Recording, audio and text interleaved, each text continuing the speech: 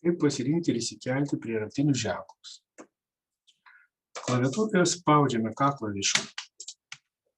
Atsidaro prie raktinių ženklų biblioteka. Pasirenkame bet kurį iš jų, pavyzdžiui, sakysime, su 2 bemoliais. Ir tuomet atsiranda mėlyna rodiklė, kurias spragtelime tinkamai mums vietoj. Taip mes turime B-dur arba G-mol, tarkim, tonacijos ženklus nuo pat kūrinio pradžios. Jei norime, kad prie raktinių ženklų pasikeitimas pereinant į naują penklinį nebūtų ankstesnėje penklinėje matomas, pasidarome dviprašį penklinės, pasižymėję tapo brūkšnį, bet kurį, spaudžiam Enter, atsiranda penklinės ir mes norime antroje penklinėje sistemoje parašyti, tarkime, 2 diezus.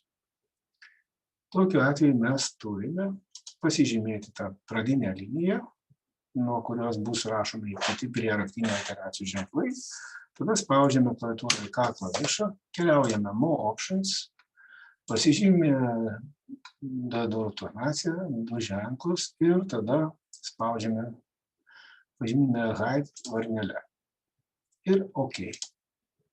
Tokiu atveju mes turime naujoje penklinių sistemoje 2 diezus ir jie nėra matomi pradinėje penklinių sistemoje. Reikalinga šitą pavadinimą nuimam. Na, o jeigu mes norime tik vieno instrumento partijoje pakeisti tonaciją, tai spaudžiame vėlgi klaviatūroje K klavišą.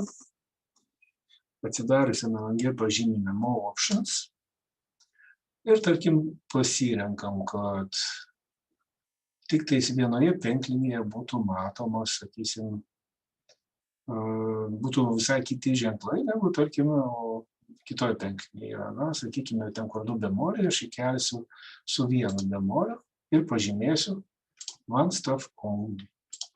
Ir tuomet aš įkeliu štai šitoje vietoje ir mes turime tą penklinę su politonasiškumu. Tai apie pasirinkimą prie raktinių ženklų šiandien tiek.